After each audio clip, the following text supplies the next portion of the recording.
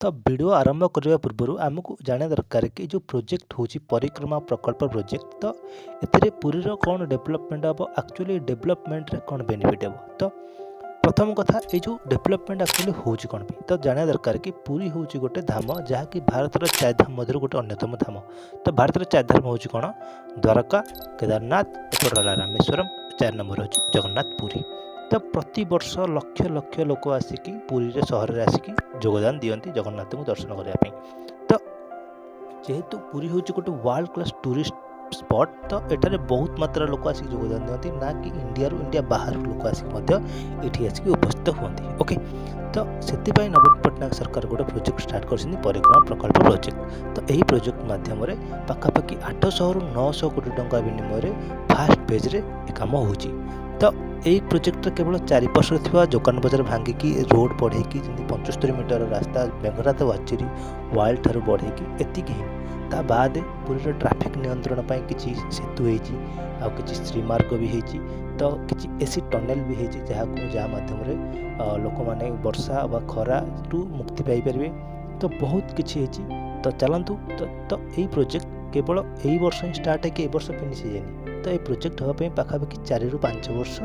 लग जाइए। तो 4 वर्ष पूर्वर यार जो प्रोजेक्टर प्लानिंग वीडियो केमी थिला तो 3D प्रोजेक्ट केमी थिला तो ता विषय में जाना दरकार। तो 3D प्रोजेक्ट रे देखिबा हमें केमिति पुरी श्रीमंदिर परिक्रमा प्रकल्पर प्रोजेक्ट केमी थिला तो वर्तमान परिक्रमा प्रकल्प सेमिति हेछि कि नहीं। तो चलतु 3D प्रोजेक्ट वीडियोटा गोटे देखिबा कौन है कौन नहीं। ओके तो चलतु देखंतु 3D प्रोजेक्ट वीडियो। ओके तापर हम डिस्कशन करवा श्री सेतु कौन श्री मंदिर प्रोजेक्ट कौन।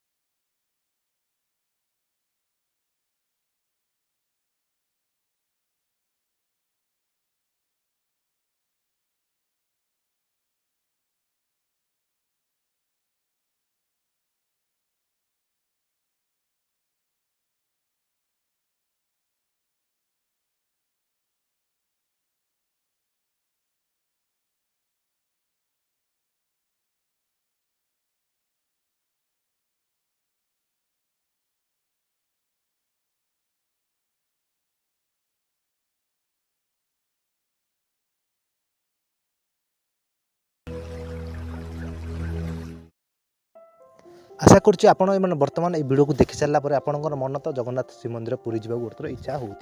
तो से तो सरकार आमर श्रीमंदिर परिक्रमा प्रकल्प तो समस्त स्कूल कॉलेज सरकारी अनुष्ठान को से छुट्टी रखिंट तो समस्ते से जोगदेवाई तो तो यापर आप मन गोटे डाउट तो आपण मान मन गोटे डाउट आसो कि समुद्र 4 पार्श्व थी समस्त एतिक डेवलपमेंट कौन एत कोटी खर्च होगा तो ना ताप आम जो ट्राफिक व्यवस्था अच्छी तो ट्राफिक व्यवस्था हूँ गोटे हूँ श्री सेतु गोटे आमर या तो श्री सेतु कौन देखु आपण जिते पुरी बाईपास आप जाऊे तो सेठू आमर गोटे 1.5 किलोमीटर गोटे श्री सेतु ब्रिज या तो ये हूँ ओडिशार फास्ट ट्रम्पेट ब्रिज तो ओडिशार प्रथम जहाँकि तुरी आकृतिर होती तो आप आसिकी से श्री सेतु देके आप पहुँचे कौटी जगन्नाथ मंदिर रास्तार पहुँचे तो आप बाईपास रू आप जा सीधा 1.5 किलोमीटर माने 1.5 किलोमीटर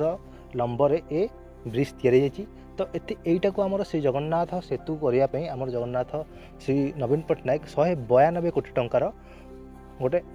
प्लान प्रोजेक्ट कर तो 192 कोटी विनिमय यही श्री सेतु होती तो ये आप आसिक पार्किंग व्यवस्था अच्छी तो बर्तमान से 1.5 किलोमीटर आसला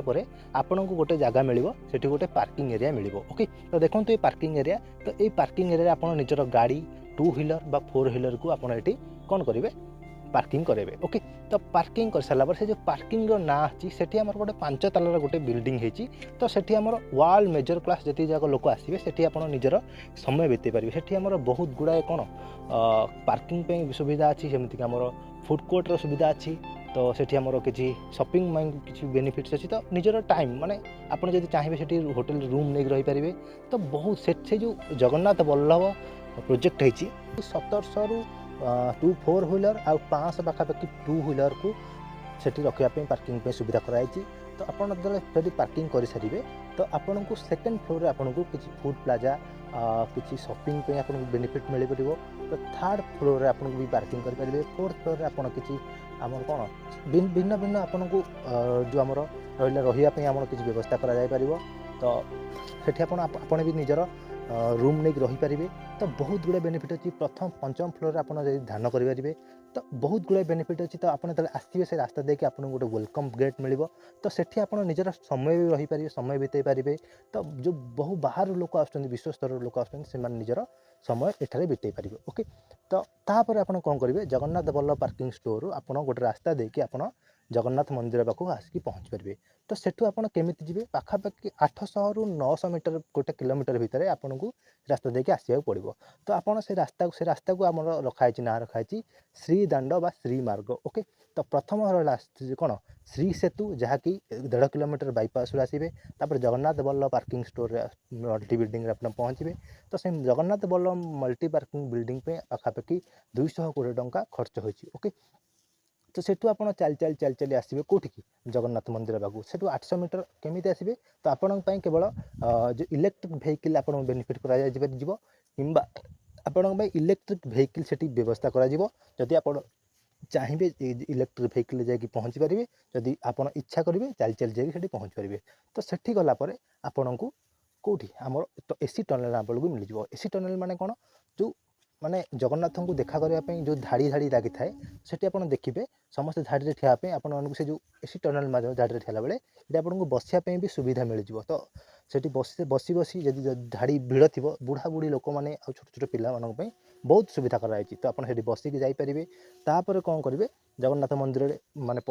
परिक्रमा करके आपड़ निजर समय बिताई पारे और चारिपार्श्व देवा परिक्रमा करके आपड़ बुली पारे ओके तो ये था संपूर्ण रूप से परिक्रमा प्रकल्पर एक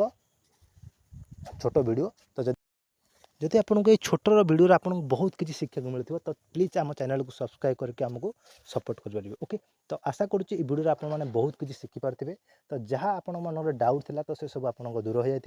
तो ये रहा छोट कथा तो जगन्नाथ मंदिर परिक्रमा प्रकल्प पर गोटे थर निजे देखा चेष्टा करेंगे तापर आप जानवे केमी कौन परिक्रमा प्रकल्पर